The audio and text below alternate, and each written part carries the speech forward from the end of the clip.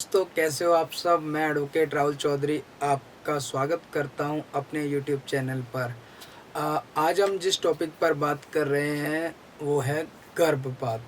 देखिए, आपने कई जगह सुना होगा, आजकल हमारा जो न्यूज़ वगैरह पर, फिल्मों में कई जगह देखा होगा कि हमारे जो पिछड़े क्षेत्र हैं, या कह सकते हैं कि जो हमारे शहरी क्षेत्र है, वहाँ भी ये गर्भपात की समस्या चलती है। देखिए, आ, क्या क्या या कह सकते हैं कि देखो, लड़के जो हमारे जो समाज है, जो भारतीय समाज है, इसमें क्या है, लड़के की चाहत मतलब पुत्र की चाहत बहुत ज़्यादा रखी जाती है, क्योंकि वंश बढ़ाने को कहीं ना कहीं इसे ज़्यादा महत्व देते हैं हमारा समाज। हालांकि ये चीज़ें गलत है, सोच बिल्कुल गलत है, क्योंकि बेटा हो या बेटी, वंश दोनों ही बढ़ा रहे हैं, क्योंकि वो आपका ही तो खून है।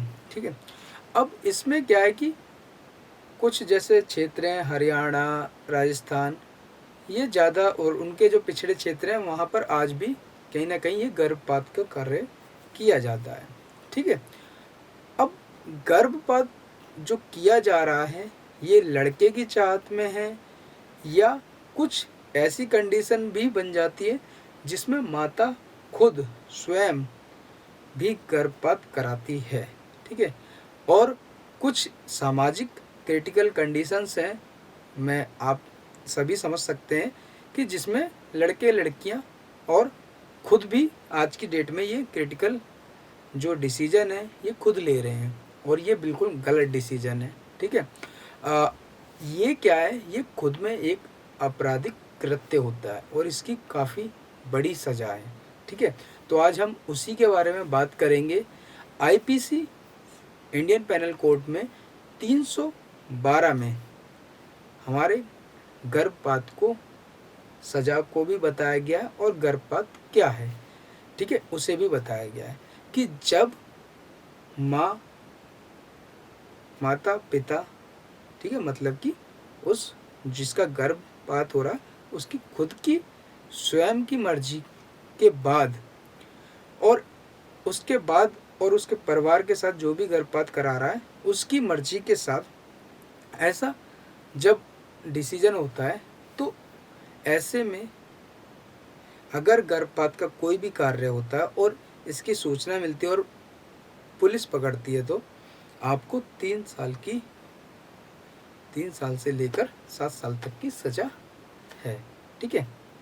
अब 313 में जाते हैं। ठीक है। जहाँ पर माता की बिना मर्जी के, मतलब कि जिसका गर्भ गिराया जा रहा है उसकी बिना मर्जी के परिवार वाले ज़बरदस्ती किसी औरत का गर्भ गिरते हैं, तो ऐसे में आजीवन कारावास या 10 वर्ष तक की और जुर्माने के साथ सज़ा होती है। ठीक है। मैंने आपको बताया 312, 313। ठीक है।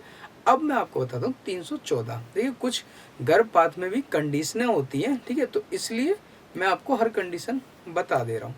क्या है कि 314 वो कंडीशन है, 314 जो सेक्शन है आईपीसी में, वो ये बताता है कि अगर गर्भपात के दौरान माता की मृत्यु हो जाती है, तो ऐसे में 10 वर्ष की आपको सज़ा भी हो सकती है।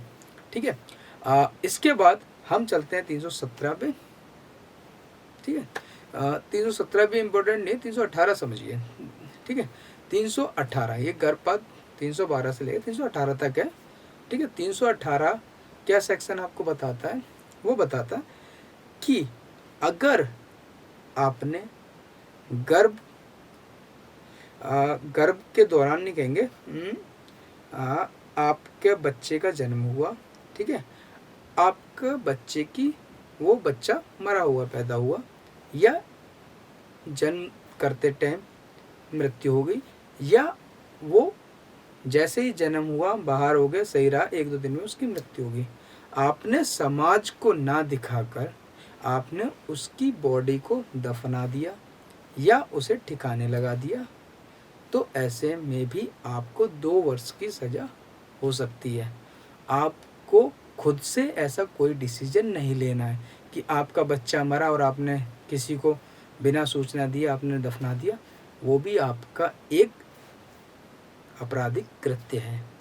ठीक है, तो मैंने आपको गर्भपात से जुड़े हुए आपके बताया कि किस तरीके से आप कोई क्राइम कर रहे हैं और आपको उसमें कितनी कितनी सज़ा हो सकती है इंडियन पेनल कोड के दौरान। तो इसलिए आपको इन किसी भी इस तरीके के कृत्यों से बचना है। ठीक है, नेक्स्ट वीडियो में नए टॉपिक पर बात करूँगा। आज मैंने आपको बताया आईपीसी के गर्भपात को 312 से 318 तक। ठीक है, नेक्स्ट टॉपिक नई वीडियो में। टेक केयर, धन्यवाद।